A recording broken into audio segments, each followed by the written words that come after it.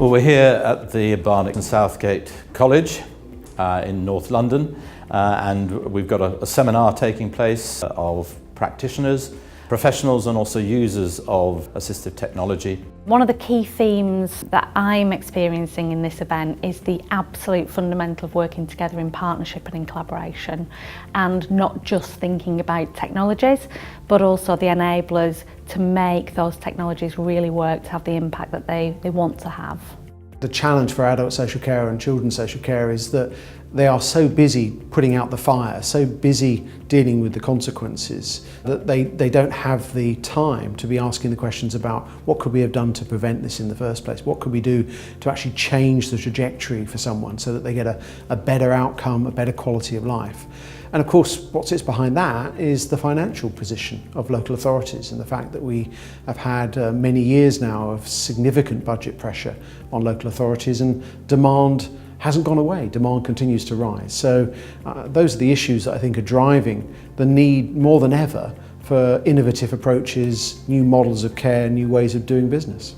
Very often when you're talking to people, I was just talking to the Chief Executive of Barnet Council, he learned so much from the sessions we had this morning, and this has got his interest going, particularly being able to see real savings but better services being provided with public money as a result of that. Well, that's a sort of the holy grail if you're a Chief Executive of a council, and it's how you then translate that, take that evidence and show it to others, show it to your elected members, to the decision takers, so that they can see why they should be moving ahead even further in this direction. What's really interesting is it has been a consumer-driven revolution. We're all using smartphones. So I think that from a population perspective, we're ready. I think within a health or social care environment, some of the systems and processes and incentives that sit within those systems aren't necessarily established, but that's starting to change. We've also taken the opportunity of seeing the CTEC Centre at the college, which is showing us perhaps in practical terms the way ahead and how people studying will be able to get qualifications in technology, looking ahead, moving rapidly. So it shows real commitment from the college, but also from Barnet Council and other partners today, and of course led by PA and the Argenti relationship, which started in Hampshire and is now in Barnet and elsewhere.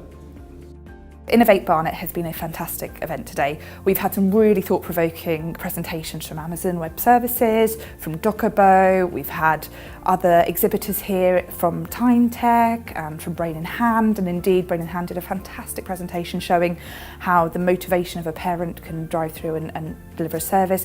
We had Liz here from Orca, so some really thought-provoking presentations and some really interesting stands that I saw lots of people milling around and asking some quite interesting and difficult questions of some people as well, which is fantastic. We've also had, of course, the results of the Dragon's Den being announced by Matthew Kendall of Barnet Council, and I think that's fantastic to have the students from Barnet and Southgate College on stage and some care professionals from Matthew's team in the London Borough of Barnet, and celebrating the success and their ideas has been absolutely fantastic. I hope that going forward people engage and keep the conversation going, and we look forward to seeing them all again here next year.